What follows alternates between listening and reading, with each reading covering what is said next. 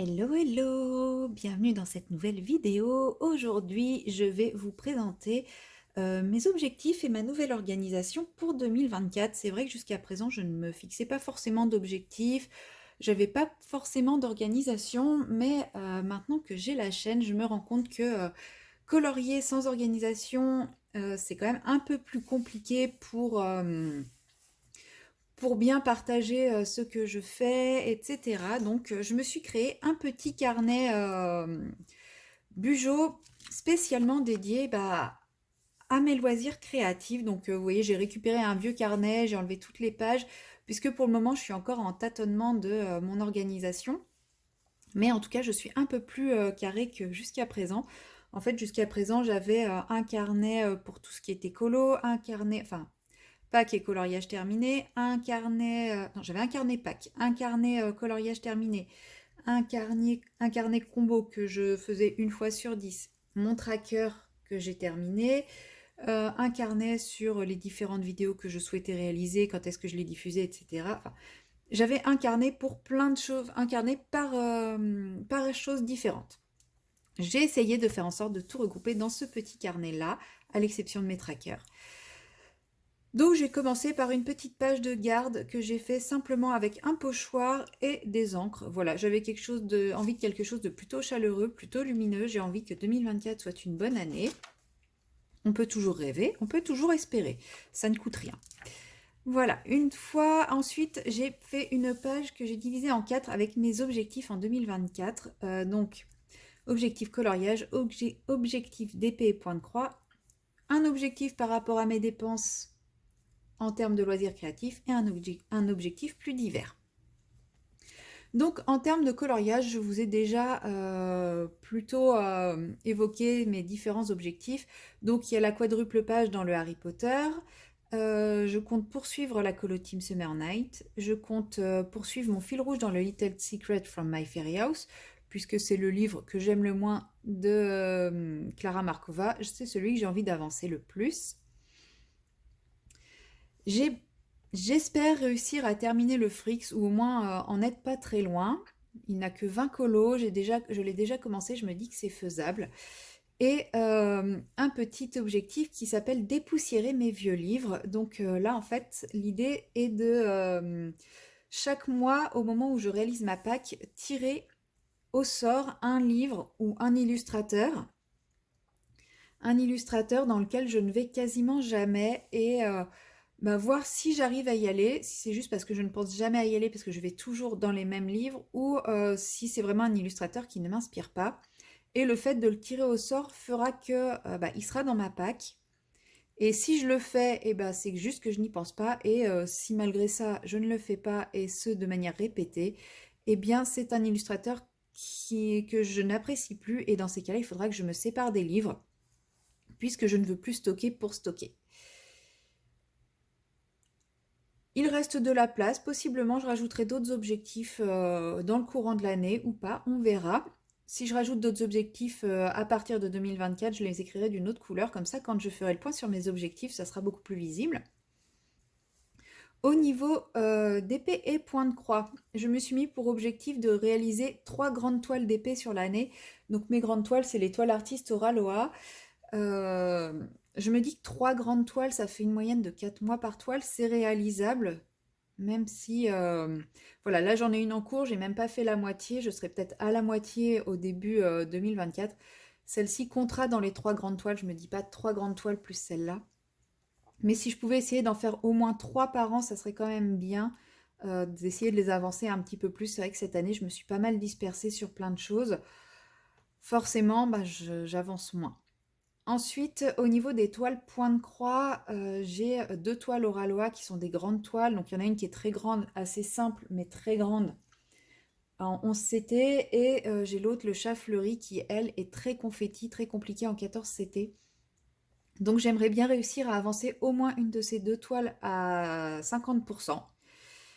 Je ne sais pas si j'entamerai une nouvelle toile, alors pas forcément une Oraloa, hein, j'ai plein d'autres toiles qui sont sympas d'ici là, que je ne considère pas comme des petits projets terminés, mais d'une grande toile que je considère comme des grands projets. Je verrai, je ne me fixe pas d'objectif là-dessus. Est-ce que j'en commence, est-ce que j'en commence pas? Je laisserai me libre cours à mon envie. Mais à côté de ça, j'aimerais quand même sur l'année faire au moins 6 petits projets en dehors de mes grandes toiles. Donc j'estime que 6 petits projets, ça reste quelque chose d'assez accessible puisque là, rien que sur novembre-décembre, j'en ai fait 3. J'ai fait le petit marque-page avec le renne pour ma mère, j'ai fait les suspensions de Noël et j'ai fait les sous-verts. Donc je me dis, ça fait un petit projet tous les 2 mois, c'est quand même tout à fait réalisable sur l'année.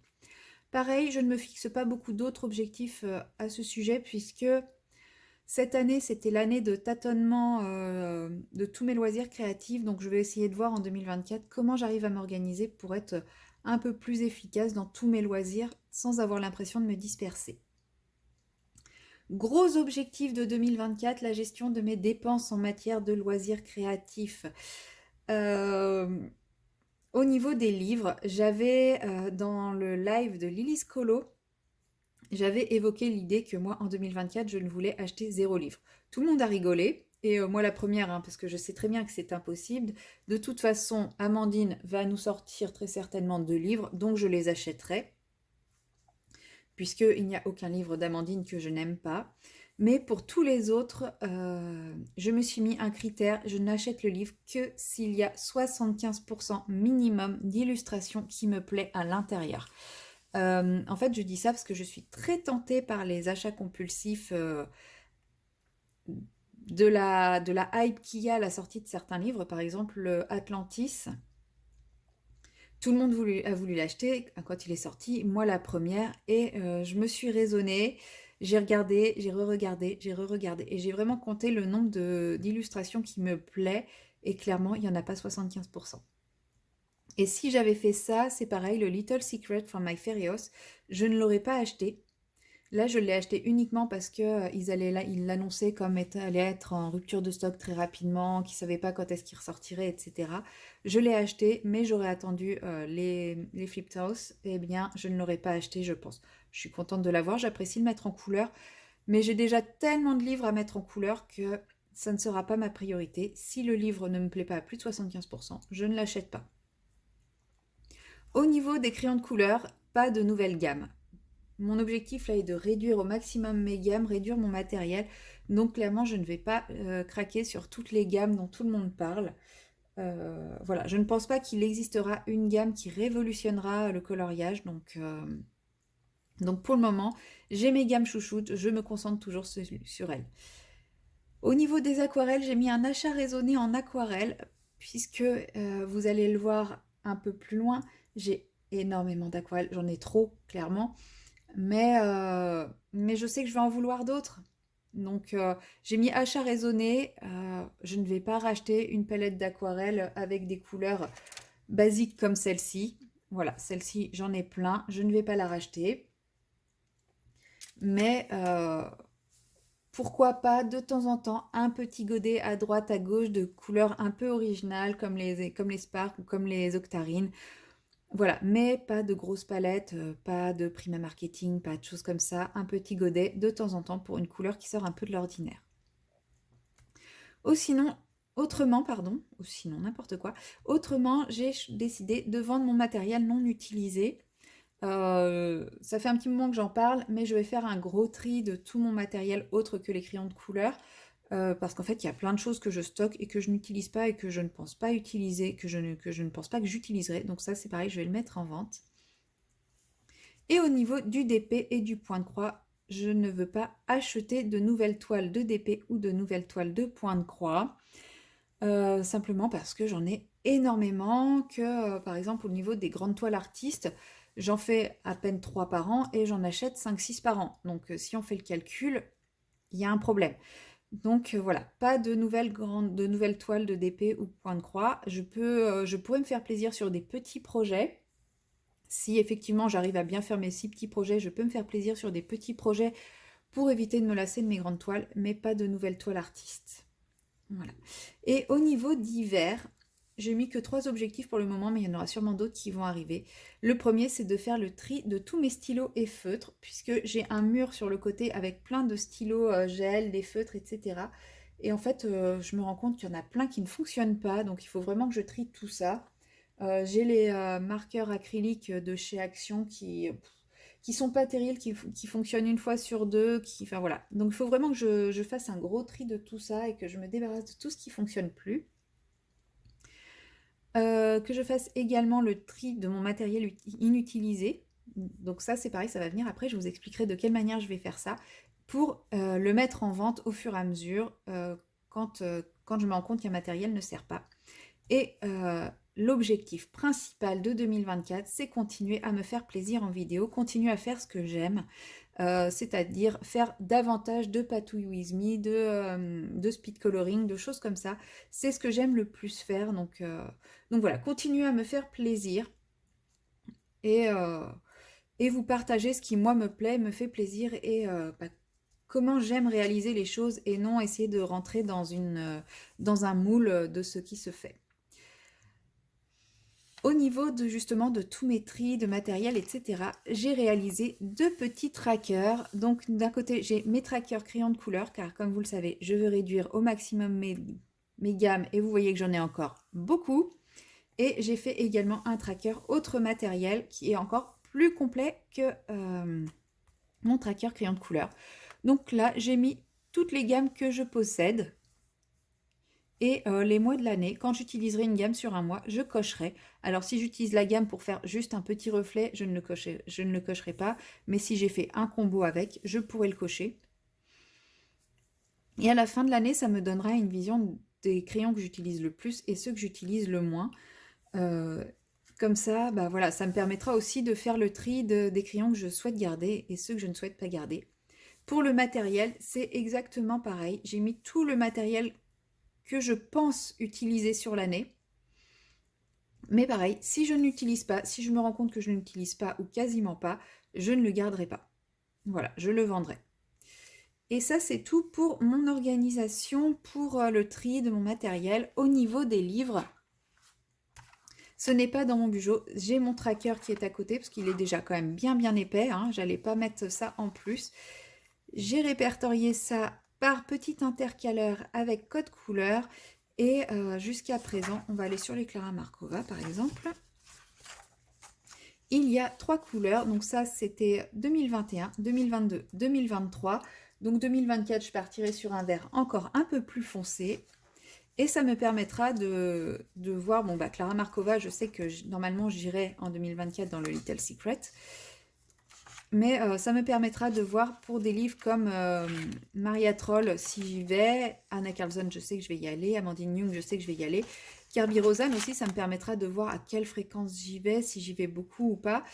Et quand je vais faire ma pack, en fait, je vais prendre les livres, entre guillemets, oubliés, donc les Johanna Basford, les Kirby Rosen, Rita Berman, Maria Troll, je vais mettre dedans aussi, enfin voilà, les livres dans lesquels je vais moins.